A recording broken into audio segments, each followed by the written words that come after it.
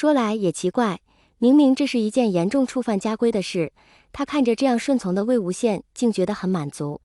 可没想到等狼忘机到最后一杯的时候，魏无羡却不喝了。他滴溜溜地转着眼珠，把酒杯推到狼忘机面前，微微扬起下巴示意道：“蓝湛，你也喝呀。”家规不可。蓝忘机摇了摇头。可我明天就走了呀，这样都不能让你陪我喝个酒吗？还是说你嫌弃我用过的杯子？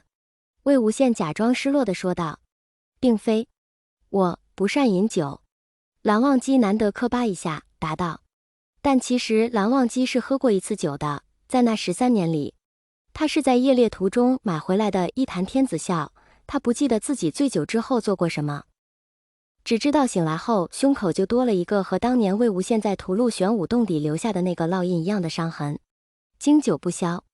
蓝忘机低头看了看自己胸口，现在的他身上自然是没有这个伤痕的，不止他没有，面前的人也没有。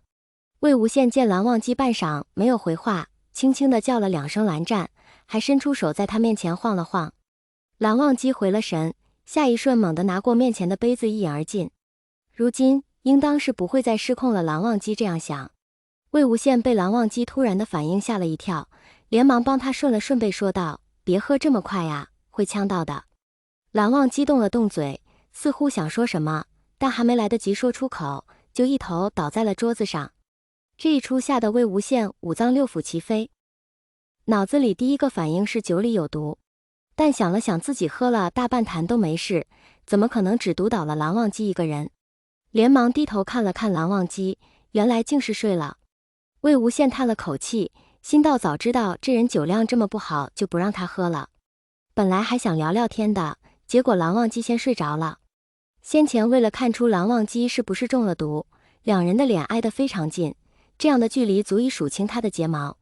太近了，魏无羡想，蓝湛真好看。就在魏无羡险些控制不住自己亲到蓝忘机的时候，那人闭着的双眼突然睁开，淡漠的一双眼就这样看着他。魏无羡被吓了一跳，连猛地向后退了一下，心道偷亲被抓包真的很丢脸。刚想起身，蓝忘机便伸出了一只手扣住了他的头，一个冰凉的充满酒气的东西贴到了他的嘴唇上，是蓝忘机的嘴唇。一晃神，蓝忘机冰凉的舌头也滑了进来。不同于一脸茫然的魏无羡，蓝忘机反而更加熟练一些，轻车熟路地引导着两人的舌头翻搅着，看起来倒不像是第一次接吻。魏无羡却没空去想这些，头脑和身体都被这一吻放空了全部，逐渐化为一滩水软在桌子上，任君采摘。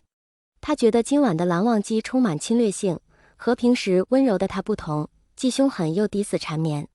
等到魏无羡差点喘不上来气，蓝忘机才恋恋不舍地放开他，分离的一瞬间，他如获大赦的大口呼吸。蓝忘机却还是面色如常的。魏无羡红着脸轻咳一声站了起来，对蓝忘机说：“既然你醒了，我就先回房了。”刚要抬脚，就被蓝忘机拉到怀里，强有力的手臂一带，整个人坐到了他腿上。“不许走！”蓝忘机好像有些不高兴地说道。“可是快到亥时了，我得回去睡觉呀。”魏无羡无奈地说道。“不许走！”蓝忘机又重复一遍。“你怎么这么霸道呀？”魏无羡揶揄道。蓝忘机不再说话，抱紧了他，把头埋到了他脖颈上。魏无羡觉得现在的空气有些暧昧，蓝忘机的呼吸打在脖子上痒痒的，心里似乎有什么东西冒出了头。“蓝湛，那个，我不走，你先放我起来吧。”魏无羡试探地说道。闻言，蓝忘机放开了他，却低下了头，看起来有些意犹未尽的委屈。“蓝湛，你是不是醉了呀？”今晚的蓝忘机真的有些奇怪，是从喝完那杯酒开始的。如果不是那杯酒有毒，就只可能是喝醉了。“没有。”蓝忘机淡淡的说道。“好好好，没醉没醉。喝醉的人都不会承认自己喝醉了的。”没想到堂堂蓝二公子竟是个一杯倒。魏无羡好笑的摇了摇头。“蓝湛，睡觉吧。既然蓝忘机喝醉了，还是尽快休息吧。”“不睡。”蓝忘机抬起头，坚定地看着他。“为什么呀？马上就到亥时了，难道你们家还有家规说不到亥时也不能入睡？”魏无羡奇怪道。“是我们家。”蓝忘机强调。好好好，我们家。魏无羡无奈。睡着了你就走了。蓝忘机重新低下头，有些委屈地说道。我不走，我在这陪你睡好不好？喝醉的人就得哄着来。明天你就走了。蓝忘机道。魏无羡一下说不出话了，这才明白，原来蓝忘机闹着不肯睡觉的原因，竟是因为自己明日就要离开了。